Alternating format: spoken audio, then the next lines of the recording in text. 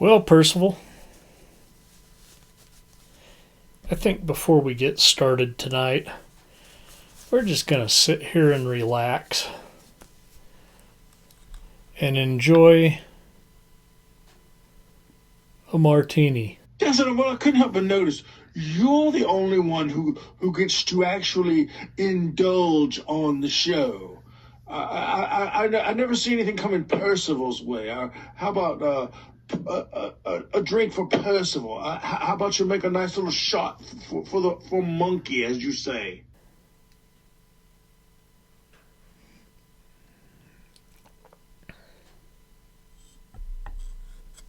Okay. We can get you a drink.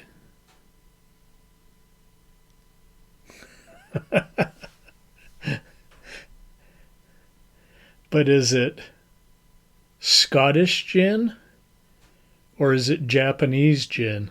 It's Roku. That's the brand name. Not the bloody television. It's the brand of gin that I prefer.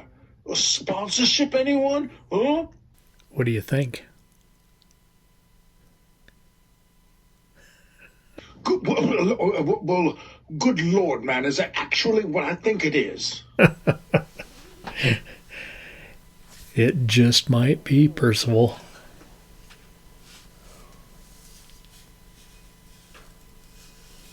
What's that? Murph, hello, friend. Is that a full bottle of number 6? Yes. Number 6 it is. If you have drained that, man, if you have drained that bottle and replaced it with water, I will slit your throat and drink your blood like wine. What? Now, why would I drink water? Who the fuck drinks water? That's awful. I'll drink Diet Coke if I'm thirsty.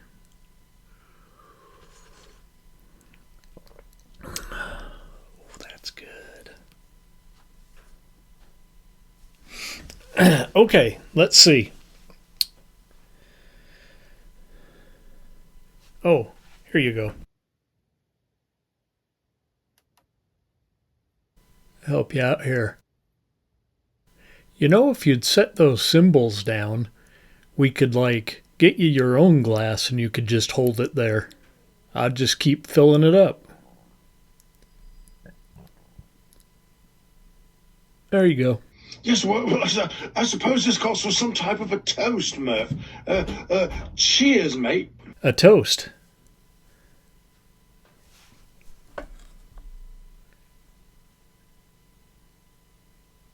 Cheers. Cheers, buddy. You want some more?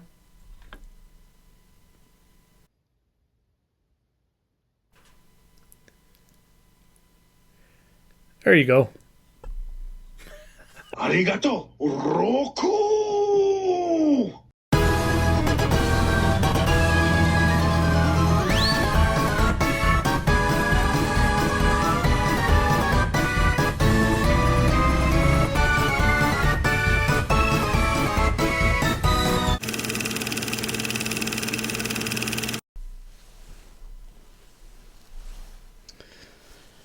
Hi, kids. We're actually rolling now. Percival had some gin. Maybe he's going sleepy by. Roku Japanese gin. Yeah, I know I've been poverty stricken and haven't been able to afford a lot of the good stuff. But you know what? I worked on Christmas Eve, and I worked on Christmas, and I worked on New Year's Eve. And Mrs. Lee gives us overtime for that. Very nice of her. Okay, tonight we got us kind of a giant... Remember when animals went awry? That guy in the helicopter crash. I can't remember his name right now, of course. But we had the animals that went awry. One of these is like that. The other one is Empire of the Ants. I don't know if this is from a book cover, because yeah, that doesn't particularly look like Joan Collins there. Bert I. Gordon, Joan Collins, Robert Lansing, John David Carson, Robert Pine, Edward Power, Albert Salmi, Jacqueline Scott, Pamela Shoop.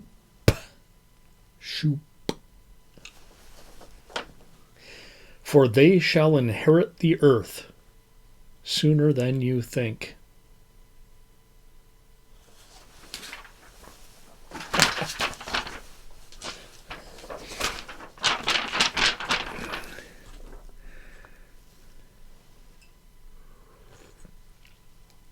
So, I normally put orange bitters in a martini, but this Japanese gin is like cherry blossoms and not the normal botanicals, you know. Very less pine needles in here. Here, try this. Good God, yes, man, yes!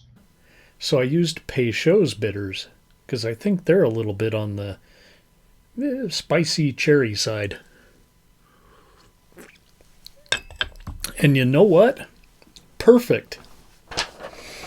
Empire of the Ants, 1977. Cinema 77. American International Pictures distributed this. Directed by Bert I. Gordon.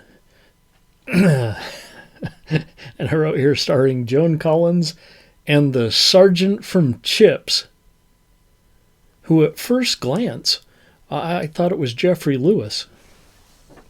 Y'all kids remember Jeffrey Lewis, right? Like Juliette Lewis's dad? You know Juliette Lewis? That's her dad.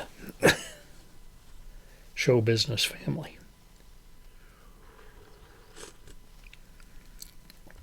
And you know,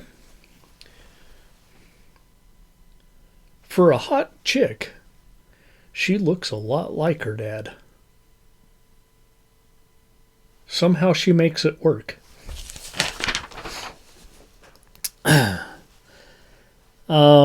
Colin stars as an overacting con woman out to sell useless Florida land to unsuspecting investors. Y'all remember that cliche? I got some land down in Florida. To do this, she has invested quite a bit into making the development look legit, with props, roads, signs, and a boat trip out to Dreamland, it's called. Dreamland, Art Bell. Dreamland development to see it all. What she and her prey don't know is that we just saw a 55-gallon drum of nuclear waste wash ashore nearby. And the only thing ants like better than sugar is nuclear waste. The guest range, you know, they're all complete stereotypes. Older couples to young single and a particularly self-centered asshole named Larry. And he's played by Sergeant Gautreaux there. He pushes himself on the single blonde gal, Corrine. So take it from me, even if you're not getting any. Don't force yourself on women. I know this is the 70s, and it was like more... I don't know if acceptable is the right word, but it was definitely more common. Because what'll happen is what happened here. She fucking kneed him in the nuts. You go, girl. I've been needing the nuts for far less. About that time, one of the older couple discovers that the plumbing is all phony, like the pipes don't lead to anywhere. It's just for show. The ants show up, and they're huge. Easily the size of a horse, I wrote here. And our first victims are down.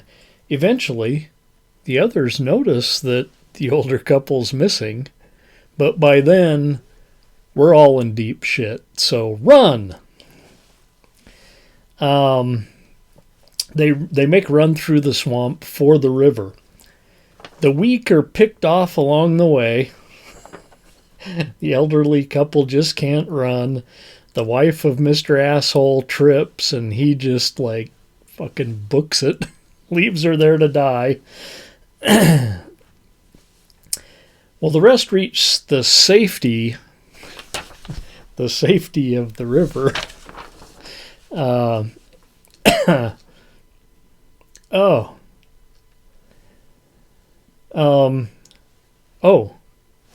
didn't mention the boat that they came in on. I don't remember why, but the boat that they came on exploded. It's the 70s. You got to have an explosion. We're talking the era of Godzilla versus Mechagodzilla, which had more explosions in it than any movie before or since.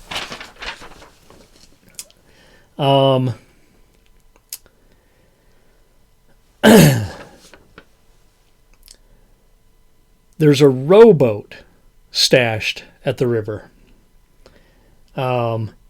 As Asshole whines about his plight, the boat sinks, and again they run, finding their way to town.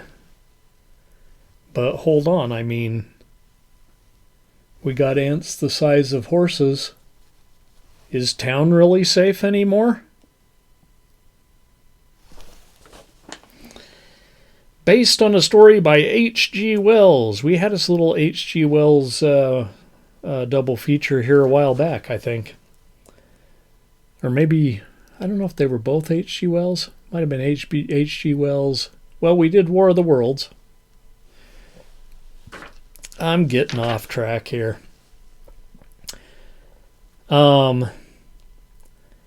Produced along with several other of Wells' stories by Gordon and crew. The story is good, but the effects are a little dated. You know, it's 1977. Effects have come a long ways. CGI wouldn't make this any better. And some of the situations in this movie are just preposterous excuses to let Joan Collins act like a bitch. Because she's kind of good at that, you know. It's kind of, I don't know if before this, you know, she's been around a while. Is Joan still with us? I don't even know. But you know, she was most famous for that nighttime soap. And I don't remember which one. Don't at me. I'm not a soap opera guy. Dynasty, probably.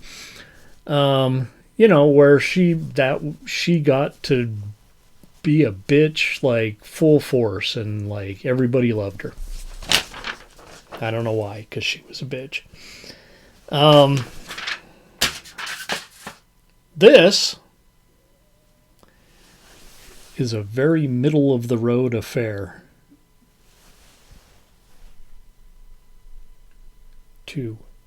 It's a 2-ring circus on the Late Night Picture Show. Feature 1, Empire of the Ants.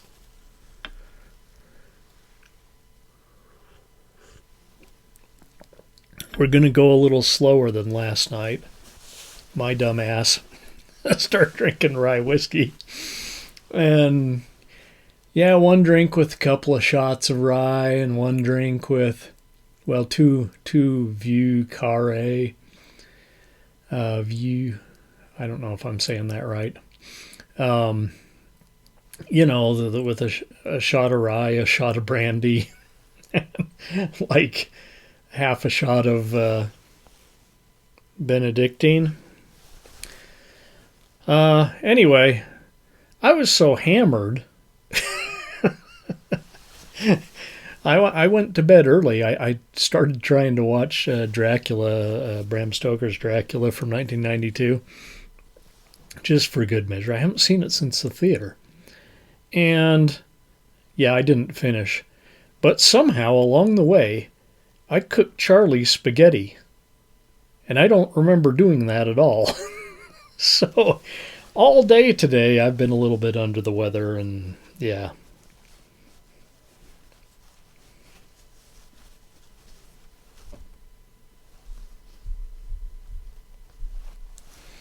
Okay, let's all go to the lobby and make ourselves...